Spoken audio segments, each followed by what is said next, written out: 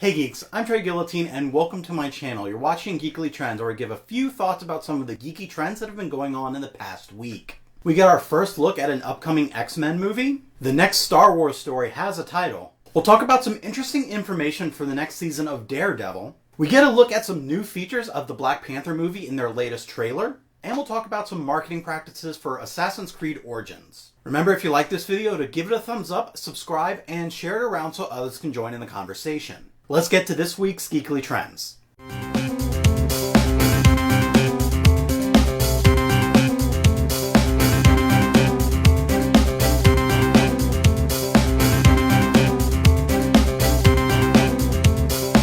So the next X-Men type movie, The New Mutants, got its first trailer. The movie isn't coming out until April, and it's not necessarily an X-Men movie. It is in the X-Men mythos, but I don't know that this movie will actually be connected to any of the other X-Men titles, like Legion, like the X-Men movies, like The Gifted, which I admit I haven't watched The Gifted yet, but I'd really like to. Watching the trailer, for me, there was some good news and some bad news. The good news is that this movie looks like it's going to be a horror movie, and I really like that idea because it looks like Fox and the directors of basically all of these X-Men movies and TV shows that are coming out are trying to do something different. Legion was very different from any of the other X-Men things we've seen. It was very focused on like mental health and kind of a psychological thriller. And then The Gifted looks to be very different, although again, I haven't seen that yet. And then of course, New Mutants looks like just a straight up horror movie. It actually looks like a straight up teen horror movie. So I like the fact that for all of the X-Men titles that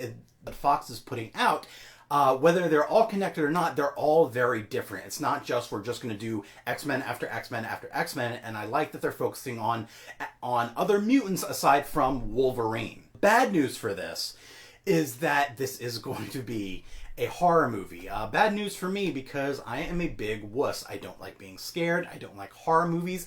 I don't like haunted houses. Although at the same time, I am trying to get to a place where I'm kind of standing up to those fears. So I should watch scary movies and go to haunted houses, however uncomfortable thinking about it's going to make me. It's something that I'm trying to do. So, good news, bad news, good news, I guess. But it does look very interesting.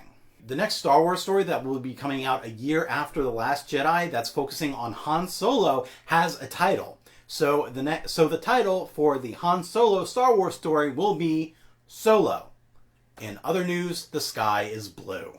All the names they could have given this movie, they just go with Solo, which is just the most obvious name. That sounds like that was the name they were calling it before they came up with the title, and then they forgot to come up with the title, and I was like, well, guess we're sticking with Solo. I mean, there's so many other things they could have named it. They could have called it Kessel Run, or Millennium Falcon, or just Falcon, or Smuggler, or Nerf Herder, or the Han Solo Lando Calrissian Super Fun Adventure Space Time. Any of these other titles would have just been a better title than Solo. Recently, Marvel put out a teaser for Daredevil Season 3, and it's a very simple teaser. It's like maybe a minute and a half video, and it's not even a video. It's actually more like a repeating GIF. The teaser shows kind of a prayer card that you would get at a funeral saying, we're here to remember the life of Matt Murdock, blah, blah, blah, insert prayer here. And it's like I said, it's really simple. The only thing that really is video about it or GIF about it is that it cycles between the American alphabet and Braille, which I thought was really interesting. It was really, a cool thing to do. And as they're focusing, on the funeral of Matt Murdock, because by the end of Defenders, as far as anyone in the Defenders know, Matt Murdock is dead. But of course, if you watch the end of Defenders, you see that Matt Murdock is actually alive. Well, an article I was reading, which I'll put a link to in the bottom, was talking about the end of Defenders and how that will play into Daredevil Season 3 in the fact where you see Matt Murdock waking up in a convent. The article mentioned that the convent he's at is actually the same one that his mother, Maggie Murdock, is at, which I'm guessing she's a nun there, which makes me wonder if maybe she was maybe it's the same convent / orphanage that he was at when he was a boy and his mother was there and he didn't know it. At the end of Defenders, they do say when Matt's waking up to go get Maggie. I do remember that happening at the end of Defenders. So it is interesting if this is going to be a tie-in to Matt meeting his mother in the next season. and what that'll mean for the character. We have heard little to nothing about his mother. The only even reference to his mother that we've heard is when his father was going up against his last boxing match, and he presumably calls Matt's mother saying that he's going to need him. Well, after the phone call, we never see her, we never hear from her, we never hear anything about her until now. So it'll be interesting to see how meeting his mother, if this is what's going to happen in Season 3, will change Matt. Because a large factor of his identity is his father, is his experiences with the father and growing up with his father, and then growing up without his father. So if he meets his mother, that'll be like meeting the other side of him, the other side that he never knew. And if any of those characteristics from his mother's side, or if he'll identify certain of his characteristics as something from his mother, that's something that will play into how his character is going to go forward after, also after this near-death experience at the end of Defenders, and how that'll change the character. This is something that initially when I watched Defenders, I didn't make that connection. I didn't catch that. But seeing that connection now, I'm actually really excited to find out what exactly will be changing and what's going to be happening if Matt Murdock does meet his mother in Season 3 of Daredevil. The second trailer for Black Panther was released, and it looks like nothing we've seen in the MCU before. Yes, it's superheroes, yes, it's science fiction, but when I say that, it looks so unique just in the way that Wakanda looks. The second trailer really gives a better look at kind of the culture and the style and the technology and the scientific advancements that Wakanda lives amongst, because they have vibranium, they're technologically and scientifically advanced, and we only really saw a glimpse of this at the end of Captain America's Civil War, and of course in the first Black Panther trailer. But this one, we got a really good look at it. They have this kind of, I guess you would call it like a camouflage shield around the city of Wakanda, or the country of Wakanda. Within the city, it's very technologically advanced. It looks like something straight out of like a futuristic sci-fi of like a City of Tomorrow type deal. They have spaceships. It looks so futuristic, and it just looks really cool. There's spaceships, there's flying cars. It just looks really cool. But at the same time, I also really love the contrast of it, because it also looks very tribal. Which of course that is kind of the culture of Wakanda, is they're very tribal but also scientifically advanced. So it's going to be interesting to see that kind of contrast between the tribal and the scientific flying spaceships. This movie looks more like you would expect to see something in Thor or Guardians of the Galaxy, not something like Iron Man or Captain America. This looks completely 100% futuristic, something in space on an entirely different planet. But it's on Earth, it's in Wakanda, in Africa. So I'm really interested to see more of Wakanda, both within the movie and in any upcoming trailers that we're going to get for Black Panther. Now that Assassin's Creed Origins is coming out this week on Friday, I've been looking at the different prices for the game, and so far I'm seeing 3 different prices. There's of course the first normal edition where, it's advertised as the full game.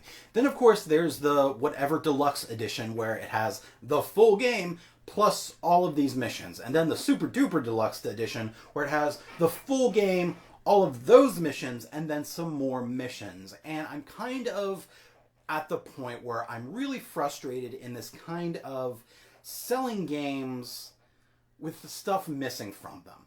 This isn't something that is exclusive to Assassin's Creed or Ubisoft. This is so many games across the entire video game industry, and it's really gotten to the point where it's just frustrating that I'm paying for a game, the normal price for a video game, but I'm not getting the entire game. And this really goes the same with most other DLCs, is that they sell you the game and then they sell you the rest of the game for another price. And that's just a very frustrating tactic to the point. And of course, I'm the worst one about it. I'm terrible about it. I always want to buy the super duper deluxe edition. I always want to get all of the DLC for all the different costumes, all the different extra missions. I'm the worst about it. But at this point, I think I'm done. The way that I'm seeing how this is going, especially with Assassin's Creed Origins, is that they're giving us pieces of a game, not even the whole game. They're giving pieces of a game and then selling the rest of the game at a higher price.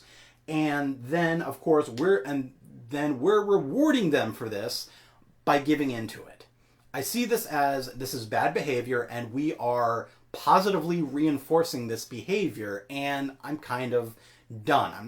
Obviously I'm not the only one who feels this. Other people have talked about this before, but I think I've just reached my limit with it, where I'm kind of over that kind of marketing, and I don't think it is doing anyone any favors, except for the producers and the companies that are raking in millions of dollars off of us by selling us pieces to a game so that we'll buy all the pieces so we have the whole game. So I don't think I'm going to be doing any more pre-orders, which in my opinion, pre-orders, the only reason for pre-orders were because you would go to a store, you would pre-order a game, and that would ensure that however many copies, if they get 100 copies, one of those copies is yours, and that they will hold that copy for you, so if 100 people come to get it, your game is still safe. You're still going to get your game. But at this point, most of the games I buy digitally, so that doesn't really factor into it anymore. Also, it's very rare, at least in my experience, that I've gone to a store and they were actually out of the video game I wanted to get on release day. Now, there's been some things where they were out on, like Pokemon Go, the Pokemon Go Plus, I've never seen in the store, it's always sold out, or like the Nintendo, the NES or SNES classic little boxes, they were always sold out. But as for a video game, I've never actually seen it happen where I would go to the store on release day, and they wouldn't have a copy of the game to sell, whether I pre-order it or not. I understand where pre-orders came from, how they started, but now they're basically at this point where if you pre-order the game, you get the super duper deluxe edition, and then if you spend even more money on the pre-order, you get the super duper ultimate deluxe edition. And then if you pre-order the super duper deluxe edition and then put more money in it, you get the video game that actually comes out and like cleans your apartment as you play the game because it's super duper ultimate deluxe. Giving and buying like the new editions it's rewarding, it's positively reinforcing and rewarding bad behavior. And I really believe that the only way this is going to stop is if we stop positively reinforcing, if we stop giving them our money for this practice. And it's something that I'm really going to commit to do. I'm the worst about it. I always want to get the DLC, I always want to get the new editions, but I'm kind of done with it. And I really hope more people are going to agree with this, and more people are going to go into this as just kind of being done with that practice. And maybe, just maybe, if enough people, really hit these companies where it hurts, in the wallet, with their money, not giving them that money, they'll start to change. Next time you're planning your Wizard World Comic-Con experience, make sure to use the discount code GuillotineGeek online to get 10% off your ticket purchase, and use those savings to buy some merch or meet a celebrity. What do you think about this week's Geekly Trends? Let me know in the comments, and follow me on all the internets. If you like this video, give it a thumbs up and share it around so others can join the conversation. Check out my written content at guillotinegeek.blogspot.com, and support my future content by checking out my Patreon. And subscribe to my channel to geek out some more. Thanks for watching and have fun. So Captain America, Thor, Hulk.